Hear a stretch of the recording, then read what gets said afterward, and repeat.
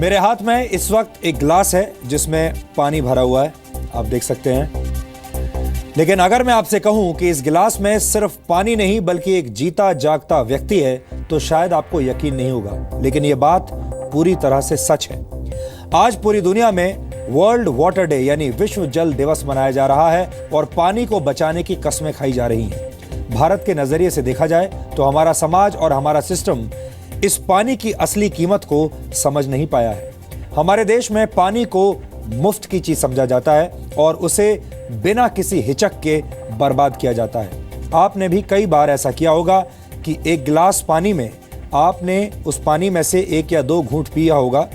जैसे मान लीजिए आपको किसी ने 1 गिलास पानी दिया, आपने उसमें से 1 या 2 घूंट पानी पिया और जब इतना पानी करीब करीब बचा होगा और उसके बाद आपने बचा हुआ पानी फेंक दिया। ये आपके साथ कई बार होता होगा, लेकिन ये भी पानी की एक बहुत बड़ी बर्बादी है जब इतने गिलास में भरा पानी हम बिना सोचे समझे फेंक देते हैं, ये समझकर कि ये पानी मुफ्त का है, अब झूठा हो चुका है, इसे फेंक देना चाहिए। हमारे देश में पानी के स्रोत लगातार खाली हो रहे हैं। हमारा देश पानी वाली कंगाली की तरफ बढ़ रहा है और इस तरफ पूरे देश और दुनिया का ध्यान खींचने के लिए आज हम एक गहरा डीएनए टेस्ट करेंगे। इस विश्लेषण में आंकड़े हैं, तमिलनाडु सहित देश के सूखाग्रस्त इलाकों के पीड़ित किसानों की तकलीफें हैं और दुनिया को जीवित व्यक्ति का दर्जा दिए जाने के और नदियों को जीवित व्यक्ति का दर्जा दिए जाने के फैसले की जमीनी हकीकत भी आपके सामने होगी।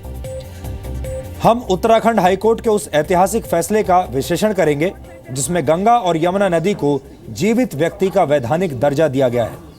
हाईकोर्ट के इस फैसले के मुताबिक सिर्फ गंगा और यमुना नदी ही नहीं बल्कि इनकी सहायक नदियां और इनसे निकलने वाली जल धाराओं का संरक्षण भी किसी जीवित व्यक्ति की तरह किया जाएगा। लेकिन क्या अदालत के कह देने से जमीनी स्तर पर सब कुछ ठीक हो जाता है? शायद नहीं, क्योंकि पानी को स्वच्छ रखना समाज का संस्कार है और यह संस्कार हमारे देश से गायब होता जा रहा है।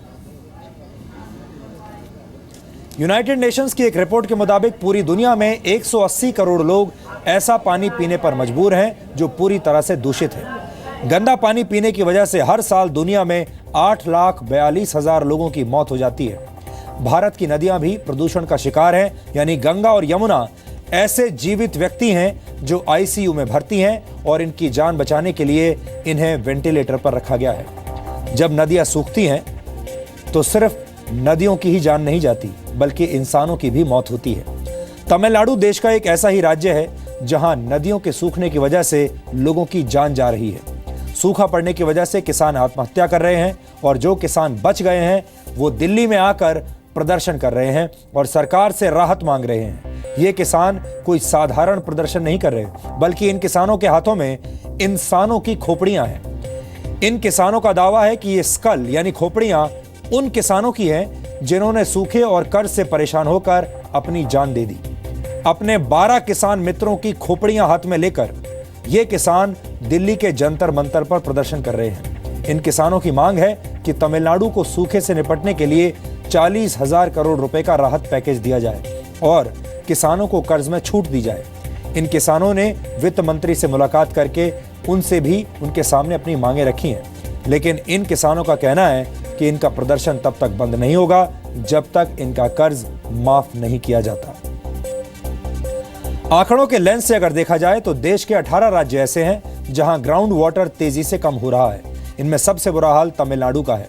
तमिलनाडु में करीब 374 इलाके ऐसे हैं जहां ग्राउंड वाटर की स्थिति बहुत चिंताजनक है। इन इलाकों में जमीन से जितना पानी निकाला जा रहा है उससे मुकाबले बहुत कम पानी वापस जमीन में पहुंच पाता है।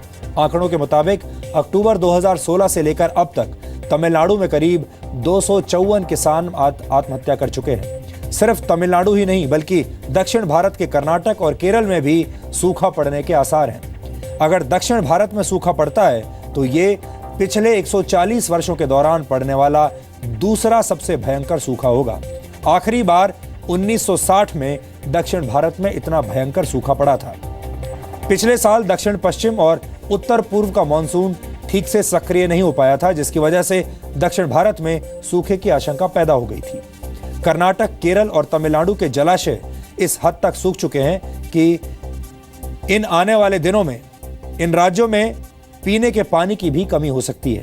इसी महीने 2 तारीख को सेंट्रल वाटर कमीशन ने एक रिपोर्ट जारी की थी और इस रिपोर्ट के मुताबिक देश के 91 बड़े जलाशयों में क्षमता के मुकाबले सिर्फ 41% पानी मौजूद है। इसी रिपोर्ट के मुताबिक तमिलनाडु, केरल, कर्नाटक, तेलंगाना और आंध्र प्रदेश में मौजूद 31 रिजर्वॉयर्स यानी जलाशयों में सिर्फ 20% पानी बचा है। अगर इसमें से तेलंगाना में मौजूद जलाशयों को हटा दिया जाए तो यह आंकड़ा और कम हो सकता है, क्योंकि तेलंगाना में मौजूद 2 जलाशयों में 62% पानी है। इसी तरह केरल के सभी बड़े जलाशयों में इस वक्त 50% से कम पानी मौजूद है। केरल के दूसरे सबसे बड़े जलाशय में क्षमता के मुकाबले सिर्फ 6% पानी मौजूद है। यानी एक तरफ तो हम नदियों को बचाने के लिए उन्हें जीवित प्राणी का दर्जा दे रहे हैं और दूसरी तरफ हम खुद ही नदियों और जलाशयों का लाइफ सपोर्ट सिस्टम बंद करके उन्हें मरने पर मजबूर कर रहे हैं। लेकिन हमें यह याद रखना होगा कि अगर हमारी नदियां, जलाशय और पानी के दूसरे स्रोत मरते रहेंगे तो फिर हम इंसानों का बचना भी बहुत मुश्किल हो जाएगा।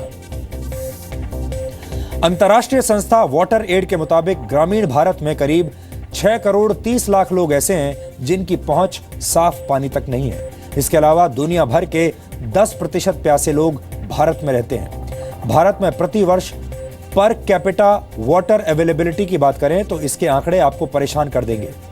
वर्ष 1951 में भारत में प्रति व्यक्ति 54,10,000 लीटर पानी प्रति वर्ष उपलब्ध हुआ करता था, जो सन 1991 में 23,01,000 लीटर रह गया। सन 2001 में 19,02,000 लीटर हो गया और 2011 में प्रति व्यक्ति यानी 15,18,000 लीटर प्रति वर्ष रह गया।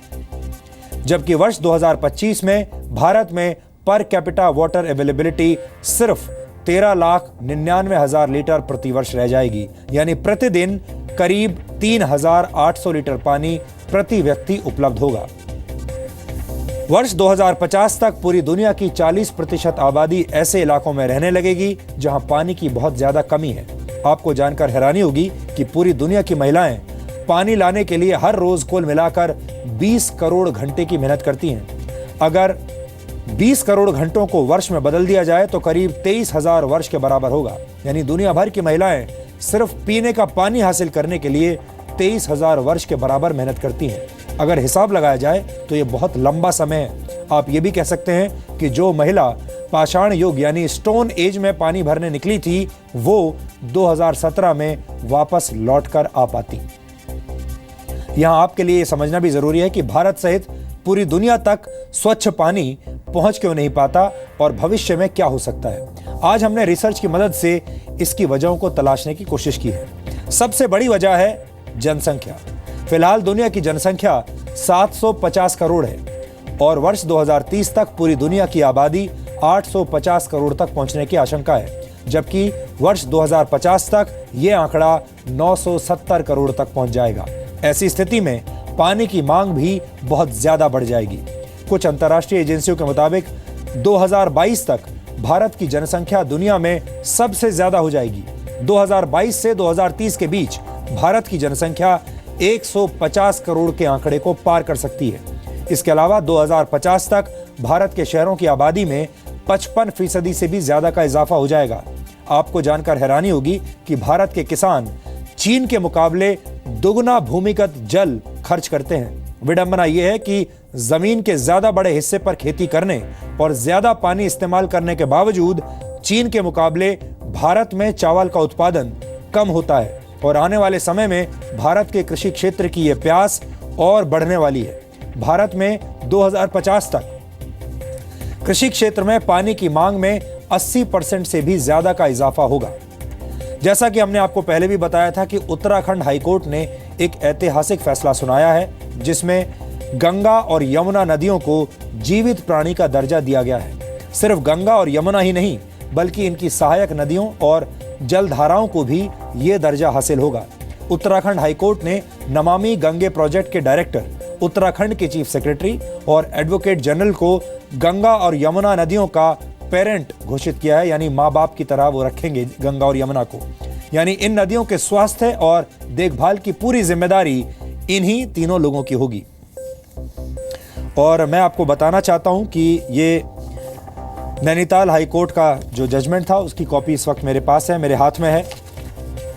और यहां पर उन्होंने देखिए साफ लिखा है, the rivers Ganga and Yamuna, all their tributaries, streams, every natural water flowing with flow continuously और of these rivers are declared as juristic legal persons, living entities having the status of a legal person with all corresponding rights, duties and liabilities of a living person in order to preserve and conserve river Ganga and Yamuna। यानी इसके बाद जब भी आप गंगा और यमुना के बारे में बात करेंगे तो आप उन्हें एक जीवित व्यक्ति की तरह देखेंगे। आपको यह भी बता दें कि करीब एक हफ्ता पहले ही न्यूजीलैंड की संसद ने भी अपने देश की एक नदी वांगगान्युई को जीवित प्राणी का दर्जा दिया है। न्यूजीलैंड की संसद में बिल पास होने के बाद यह नदी दुनिया की पहली ऐसी नदी बन गई थी जिसे किसी जीवित व्यक्ति के अधिकार और उसकी जिम्मेदारियां दी गई हैं। और अब गंगा और यमुना भी इन विशेष नदियों के परिवार का हिस्सा बन गई है। लेकिन अभी यह साफ नहीं है कि इस फैसले का मतलब क्या होगा। क्या अब नदियों को गंदा करने वालों के खिलाफ वैसे ही कार्रवाई की जा सकेगी जैसी कार्रवाई किसी साधारण व्यक्ति के साथ आपराधिक वारदात करने वाले के खिलाफ की जाती है? क्योंकि अगर ऐसा नहीं होता तो फिर यह सिर्फ एक सांकेतिक फैसला ही माना जाएगा। इस फैसले का कोई अर्थ नहीं रह जाएगा, जिससे नदियों की हालत में कुछ खास सुधार आने की उम्मीद नहीं की जा सकती। और आपको यह भी बता दें कि गंगा बेसिन में हर रोज करीब 1 करोड़ 20 लाख लीटर सीवेज इकट्ठा होता है, जबकि इसमें से प्रतिदिन सिर्फ 4000 मिलियन लीटर सीवेज का ही ट्रीटमेंट हो पाता है। उद्योगों से निकलने वाला 260 मिलियन लीटर कचरा भी हर रोज गंगा नदी में बहा दिया जाता है। कई इलाके तो ऐसे हैं जहां गंगा और यमुना नदी में ऑक्सीजन की मात्रा शून्य हो चुकी है। हम आपको डीएनए में पहले भी दिखा चुके हैं कि कैसे नदियों का जहरीला पानी आपके घर तक पहुंच चुका है और इन नदियों के पानी में उगाई गई सब्जियां भी अब जहरीली होने लगी हैं। हमने आपको दिखाया था कि कैसे यमुना नदी में हो रहे प्रदूषण की वजह से इस नदी के किनारे बसे शहरों और गांवों में कैंसर के मामले बढ़ रहे हैं। लेकिन सच ये है कि ये नदियां खुद जानलेवा बीमारियों से पीड़ित हैं और इन्हें इलाज की सख्त जरूरत है।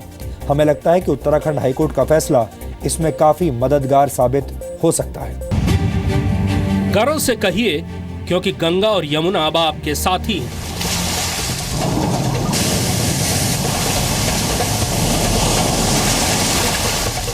नैनीताल हाईकोर्ट का यह कहना कि गंगा और यमुना को अब जीवित प्राणी माना जाएगा और उनको कोई नुकसान पहुंचाया गया तो आईपीसी की धाराओं के तहत मुकदमा चलेगा, ये एक बहुत बड़ी घटना है।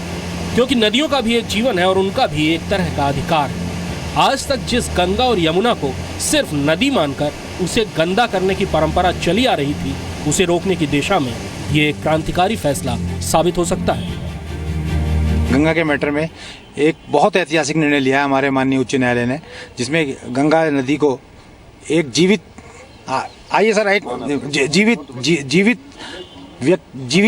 व्यक्ति के अधिकार प्रदान किए हैं। नदियों को जीवित नदी कहा गया है, तो हमारे तो शास्त्रों में कहा गया, ईशोपनिषद में कहा गया है कि ईशावास्यमिदं सर्वम यद किंच जगत्याम जगत, कि धरती के कण कण में भगवान का वास है। इसलिए हाईकोर्ट ने जो बात कही है कोई नई बात नहीं कही है, तो हमारे देश की मान्यता है। हम ऐसा क्यों कह रहे हैं, इसे समझने के लिए आपको गंगा और यमुना के पवित्र जल को अपवित्र करने वाली सोच के बारे में जानकारी देना जरूरी है।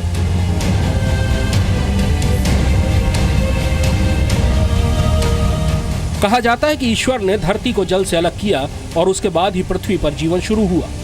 लेकिन जीवन पनपा तो केवल पानी के किनारे ही। हर सभ्यता, हर महान शहर, हर गांव, हर बस्ती पानी के किसी न किसी स्रोत के पास ही विकसित हुई।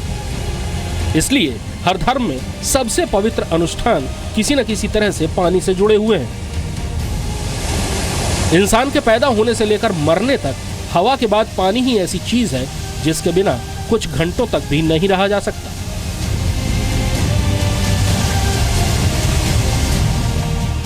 इसलिए जाहिर है कि सबसे ज्यादा दोहन भी जल संसाधनों का ही हुआ है।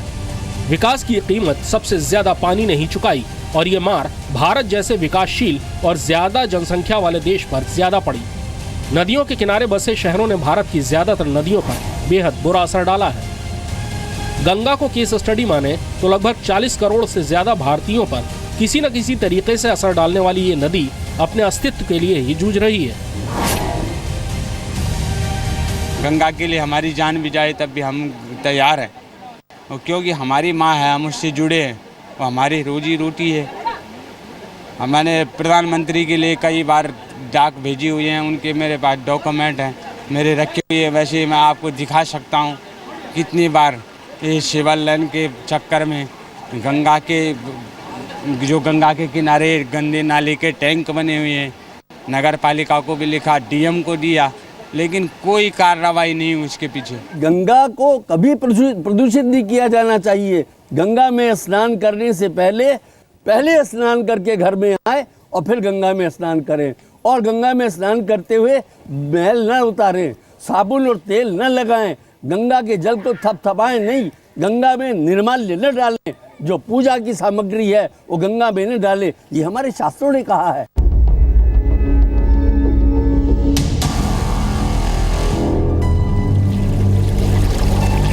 ये हाल हर छोटी बड़ी नदी का है। सरकारी स्तर पर बड़ी बड़ी योजनाओं से निराश आम आदमी ने भी कोशिश की है उनका हाल सुधारने की, और यही उम्मीद की किरण भी है। पंजाब के सींचेवाल गांव में बहने वाली काली बेई नदी भी कभी बेहद प्रदूषित थी। लोग उसे नदी नहीं नाला मानते थे, लेकिन एक व्यक्ति की पहल ने इस नदी को स्वच्छ और निर्मल बना दिया।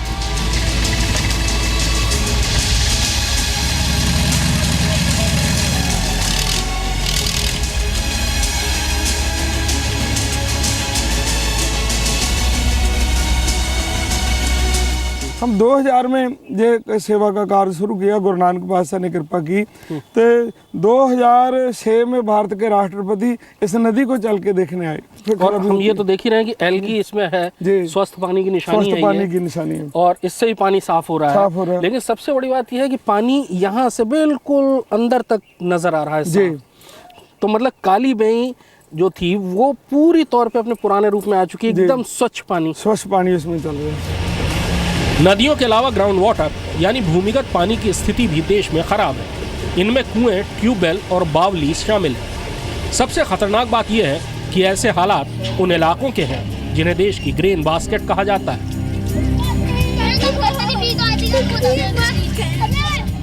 ग्राउंड वाटर पर बनी संसद की स्थायी समिति की पिछले साल की रिपोर्ट के मुताबिक दिल्ली में भूमिगत पानी का 137% हिस्सा इस्तेमाल हो चुका है। यानी जितना पानी जमीन के अंदर साल भर में जमा होता है उससे भी 37% ज्यादा। साल भर में ग्राउंड वाटर के 70% इस्तेमाल को ही सुरक्षित माना गया है। 70 से 90% को सेमी क्रिटिकल, 100% को क्रिटिकल और इससे ज्यादा को खतरनाक की श्रेणी में रखा गया है। लेकिन हर साल हरियाणा अपने 133%, पंजाब 172% और राजस्थान 137% भूमिगत पानी का इस्तेमाल कर रहा है। यानी धरती को पानी का रिचार्ज नहीं मिल रहा है और हम पानी का जरूरत से ज्यादा दोहन कर रहे हैं। समस्या भूमिगत जल के प्रदूषण की भी है। खेतों और उद्योगों में केमिकल्स के इस्तेमाल से देश में 60% जिलों में भूमिगत जल के प्रदूषण की कोई न कोई समस्या मौजूद है। आज भूमिगत जल में आर्सेनिक, फ्लोराइड, नाइट्रोजन, फॉस्फेट और हैवी मेटल्स का प्रदूषण है। अगर पानी का मोल समझना है तो थार के रेगिस्तान में तैनात सुरक्षा बलों के साथ आप कुछ समय गुजारिए, क्योंकि ऐसे इलाकों में पानी की एक एक बूंद के लिए संघर्ष करना पड़ता है। देखिए, थार का रेगिस्तान है तो पानी की समस्या तो यहाँ पे है ही। तो उसकी समस्या से निपटने के लिए हमारे पास खुद के बीएसएफ के वाटर टैंकर्स हैं, जो प्रत्येक तीसरे दिन हमें खारा पानी, जो कि जवानों के रोजमर्रा की जरूरतों को पूरा करने के लिए, और प्रत्येक 5वें दिन पीने का पानी आता है, मीठा पानी। जो खारा पानी कितनी दूर से लाते हैं आप? खारा पानी ज़्यादा दूर से नहीं लाते। खारा पानी यहाँ से 15 से 20 किलोमीटर की दूरी के अंदर हमें अवेलेबल है, जबकि मीठा पानी हमें गड्ढा रोड से लाना पड़ता है, जो यहाँ से एक टाइम में 40 किलोमीटर और 80 किलोमीटर अप एंड डाउन पड़ता है। और वहाँ से आप टैंकरों के जरिए 5 दिन में एक बार मीठे पानी का टैंकर आता है और 3 दिन में एक बार खारे पानी का टैंकर आता है। और फिर उसके बाद आप इसको यहाँ पे डिस्ट्रीब्यूट कैसे करते हैं और कैसे उसको संभाल के खर्च करते हैं? उसके लिए हमारे पास 2 टैंक्स हमने सेपरेट बना रखे हैं, एक मीठे पानी का टैंक, एक खारे पानी का। जो टैंकर्स आता है मीठे पानी का तो हम इसको मीठे पानी वाले टैंक में स्टोर करते हैं, खारे पानी को खारे पानी में। जो मीठा पानी है फर्दर हम ऊपर जो आपको टंकी दिखाई दे रही है बड़ी, उसमें हम स्टोर करते हैं। उस टंकी हाइट के ऊपर बनाई इसलिए गई है ताकि बाकी और पोस्ट के अंदर जितने भी टैंक्स हैं, टॉयलेट्स के लिए, लंगर के लिए, हमारा मेस के लिए और जो जरूरत है जो बिल्डिंग्स है उसके लिए, वहाँ पे हम इस टंकी से फर्दर मीठा पानी सप्लाई करते हैं। खारा पानी ये हमारा बाथिंग पॉइंट है, खारे पानी को बंदे यहीं पे हमारी जो नफरी है, हमारे जो जवान है वो यहीं पे यूज़ करते हैं अपने नहाने और दूसरे कामों के लिए।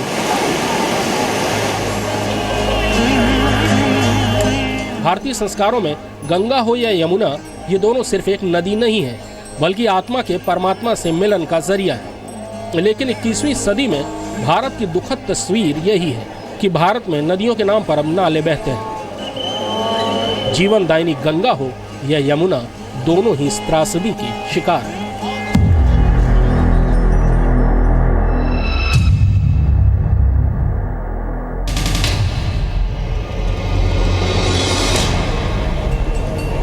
कृष्ण मोहन मिश्रा, जी मीडिया। हमारे देश की आस्था और संस्कारों में गंगा और यमुना का बहुत महत्व है। हमारे देश में नदियों की पूजा की जाती है। लोग इन्हें इतना पवित्र मानते हैं कि इनके पानी को बोतलों में भरकर अपने घर ले जाते हैं और इस पानी को अपने पूजा घर में किसी ईश्वर की तरह रखते हैं। लेकिन इसके बावजूद यही लोग गंगा और यमुना जैसी नदियों को गंदा करने से चूकते नहीं। यही हमारे समाज के दोहरे मापदंड हैं। और इसके बाद जब भी आप कभी गंगा और यमुना के साथ दुर्व्यवहार करें तो हमेशा अपने दिमाग में ये सोचें कि ये नदियां नहीं हैं बल्कि जीवित व्यक्ति हैं और आप इनके साथ दुर्व्यवहार कर रहे हैं।